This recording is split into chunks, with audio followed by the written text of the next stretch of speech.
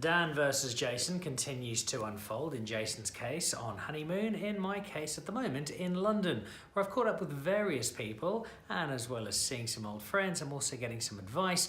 And who better to get some advice from on staying fit and keeping healthy than one of the most successful athletes South Africa has ever had. Cameron van der Burgh, how are you? Dan, very well. How are you doing? Good. You're retired now, but you're still looking ridiculously trim and chiseled. When you are an Olympian, when you're somebody for whom training is such a day-to-day part of your life, I'm guessing when you retire, you don't suddenly just one day change completely onto fast food and bye-bye gym.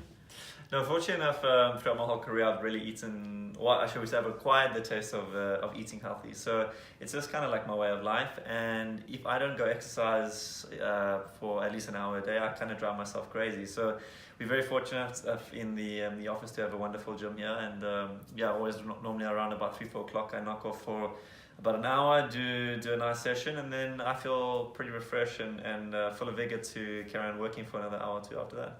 How about eating? We're in the middle of winter in London here. The weather outside is horrid. It's cold. You want that comfort food. Across the road, you've got Harrods, who've got great, if ridiculously expensive meals. How do you eat in London? How are you finding that side of things? So at night, in the week, we try to eat at home. My wife does cook some amazing meals, but fortunately, I'm also very healthy. And then in the day, we do have Harrods, which is right across the road, but you obviously have to also pick and choose to try not to be too overindulgent.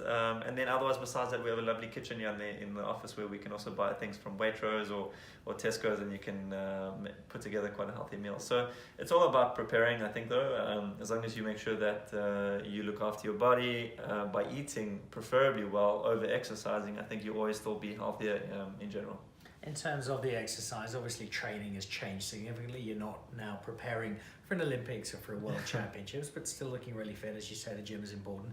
For people like myself and Jason, for a lot of people who are reading Men's Health, trying to get some inspiration from what we're doing, we don't have perhaps even an hour in the day maybe to get to the gym. So what are some of these little tips you can use to try and stay a little fitter, stay a little healthier, stay a little more flexible and malleable in life?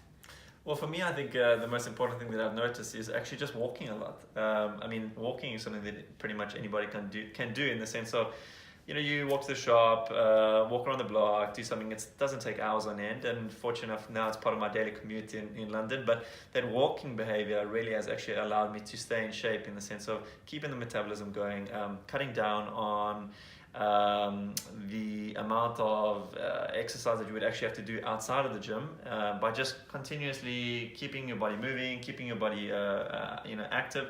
It's an amazing thing. I've kind of incorporated that into my routine now.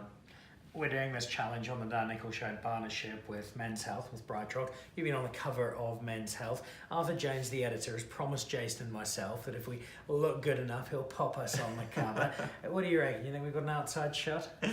Well, there's pretty amazing things you can do on Photoshop these days. So I think there's always something we can do for you. All right, might be a long shot, but I've got some advice from a man who's been on the cover. He might be retired, but he's still looking ridiculous. I'll try and take a few cues from Cameron van der Burgh. I'll try and get Jason to do the same. If you're out there watching in the Men's Health world, try and do likewise. And who knows, maybe some of us bigger lads can make that Men's Health cover one day.